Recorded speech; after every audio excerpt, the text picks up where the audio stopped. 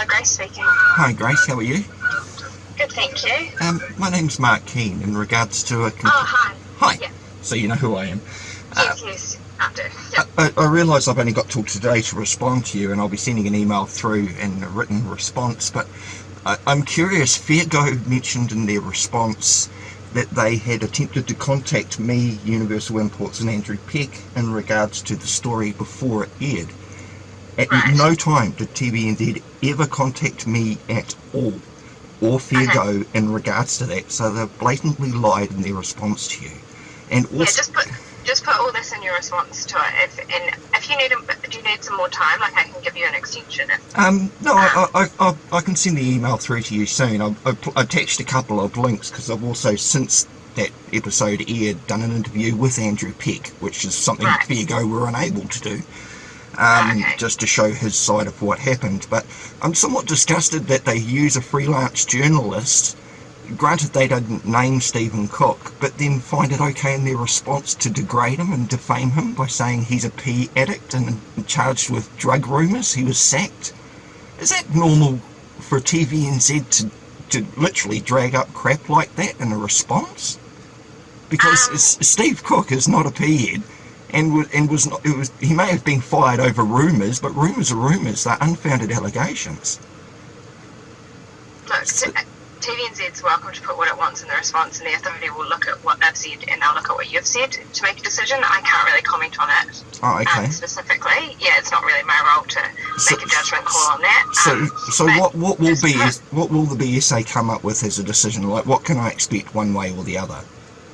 Well, they'll look at what you've complained about, and they'll look at the broadcast, and they'll look at the standards, and basically make a consideration of how the standards apply to the broadcast and whether there's been a breach of the standards based on what was broadcast. So it's about the standards and not the Broadcasting Act itself? Because it's in the Broadcasting Act. The standards are derived from the Broadcasting Act, and there's a section in the Act that empowers the BSA to issue codes, and the specific sections in the Act kind of direct what standards they are. So it's kind of a mixture, I guess. Yeah. Cool. And am I wrong in thinking that, like, you read any article, you'll see usually the photograph with the person who took the photograph's name, acknowledgement of the source. That's one thing I was never given, even though they might claim fair use, but they've used my own article, not just audio, they used my video parts of my productions as well, numerous times throughout that 10-minute article. So it's not just a small snippet they've used.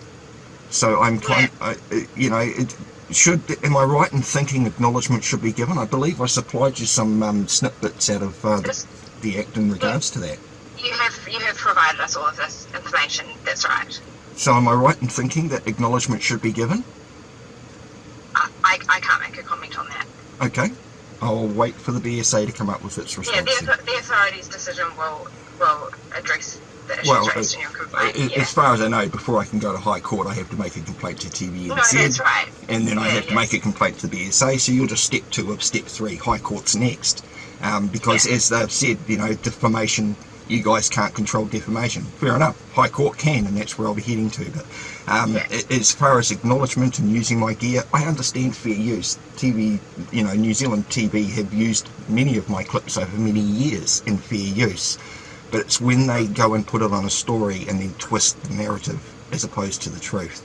I don't like myself being dragged into any sort of spin on what the actual truth is, which is why I think it's not, just put all this in your email to us. The clearer because the authority members will read through all the correspondence, so it's better if you can put it in your own words. And sure. Yeah. Well, and I think you kind of raised all this in your original complaint quite clearly as well, I think. Cool. Yeah. I was just practicing for my statement of claim, actually, so I thought I'd just send you that. That's all good. Okay, right. Thank you very much. You have a great day, Grace. Bye now. All right. Bye.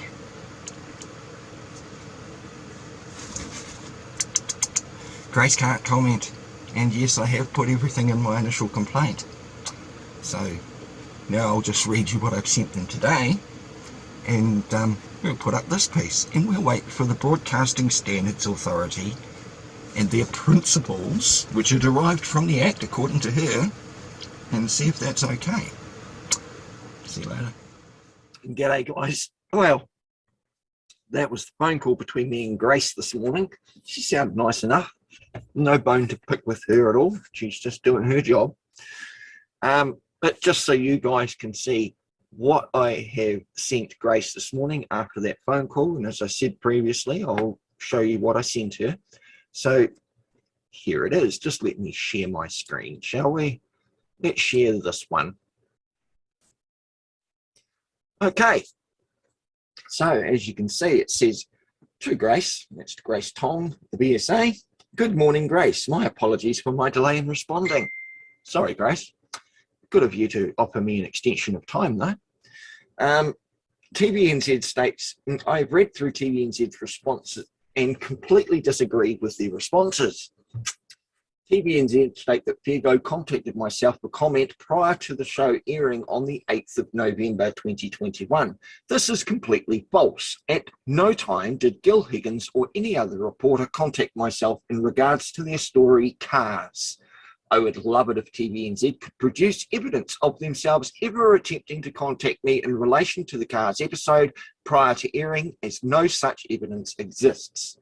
I find that their response in relation to Steve Cook by attaching news articles alleging Steve Cook to be a meth or pea head and claiming he was fired over rumours disgusting. Steve wrote the article Breakdown Shakedown, which I then published on multiple forums. The defamation issues will be dealt with in the appropriate manner in High Court, and I shall be seeking redress for the defamation. Can you explain how mentioning a Norfolk pine is a veiled threat, which TVNZ allege? Bear in mind, I'm fully aware of Siobhan Kelly's residential address. Yeah, I know where you live, and have perused that location. Brand new cul-de-sac, no bushes anywhere. Only to discover there are no bushes where any so-called photograph could have been hiding, taking snapshots of her as alleged in the Fairgo story. Fairgo state in the show, the emails kept on coming. That's exactly what they said, but the emails kept on coming, and then they switch over to Gil and then proceed to read out an email from Steve Cook to Siobhan during the episode. This was in no way from Andrew Peck or Universal Imports, yet Siobhan reacted to Gil Higgins, reading it as if Andrew Peck or Universal Imports had written it. This was absolutely misleading the viewer. Andrew Peck and Universal Imports have received nasty backlash from the hit piece created by TVNZ for several weeks after the show aired due to TVNZ's misrepresentation of the facts. The candid photograph mentioned by TVNZ in their response was a still frame from a video taken when Andrew Peck returned to recover their loan vehicle, which is publicly available on my YouTube channel. And it amazes me that Fairgo TVNZ could not even get this simple fact correct. Several times during the car episode, video and audio of my productions were used under fair use, which I comprehend. However, no acknowledgement was given as to the source myself, which breaches the Broadcasting Act. Is it normal in a response to a complaint for TVNZ to further defame people alleging veiled threats or insinuating that a freelance reporter they used in their story to be a drug user? I have replied to their pathetic response in my usual form by publishing their further attempted degrading responses publicly on numerous social media forums. Here is a link. I comprehend that BSA is just another place to waste time, but a necessary step prior to filing a notice of proceedings at High Court, which will be my next step. In the TVNZ response to my initial complaint to them, prior to involving the Broadcasters Standards Authority, TVNZ treated my questions from the 2nd of November 2021 like they were in relation to a show, Cars, which had not even aired for another 6 days in their response to me, showing how poorly TVNZ can even read simple correspondence or Official Information Act requests. You already have this submitted to you. I am truly disgusted by the continuing defaming and insinuating tone from TVNZ's responses. I do not make veiled threats and are insulted by these further comments within their responses. As TVNZ have proven themselves to twist narratives, I did not wish to risk having further unfounded allegations from TVNZ made in relation against me. This is the only reason I did not waste my time contacting Gil Higgins direct via phone prior to the show. And I wish to reiterate, at no time ever did TVNZ or Fairgo contact myself about their attack piece on Universal Imports, as they claim in their response to the BSA. This is a complete lie, and I would love to see any evidence of this, given none exists. Because, as you can guess, guys, I can't obviously prove something that didn't exist or didn't happen. They're saying they contacted Mr. Keane before airing of the show for fairness. No, they didn't. And I would love to see Fairgo produce evidence of that little fucking lie. It would appear that in my response to a complaint, TVNZ has simply doubled down by making further untrue statements and continued to attempt to defame other parties involved.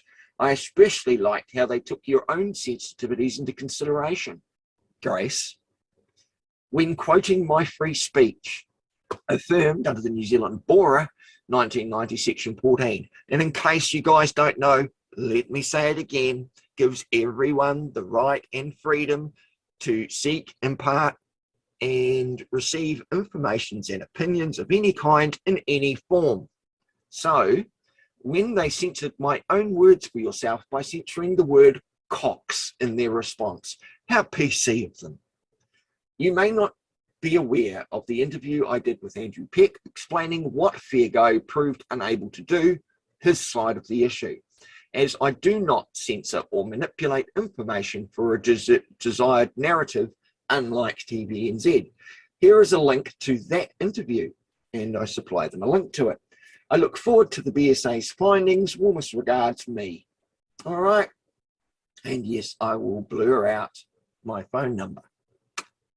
Right, guys. So, and as you can see, there's the video I released the other day of the TVNZ response, and next to it here is the interview I did with Andrew Peck. So,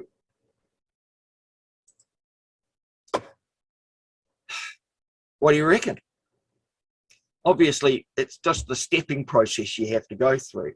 I already have someone willing to back my filings at the High Court, so it's not an issue for me. But I am going to thoroughly enjoy taking TVNZ to the woodshed over this one. They lied, they know they did, and in their responses, they even continue to allege Steve Cook as being a peace freak.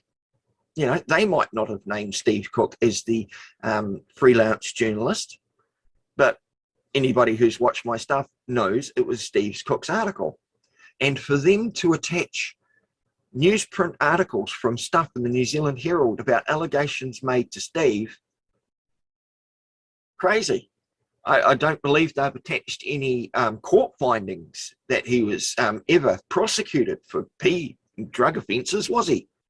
No, he was fired over rumours.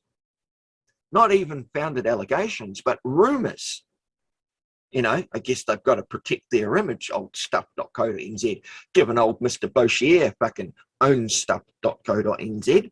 You know, a court judge owns a news article or a news thing. It's very twisted. Anyway, there you go, guys. Just thought you'd be interested to know. And we'll see what the Broadcasting Standards Authority do. Are they just another gatekeeper? Are they going to actually do the job they're supposed to do?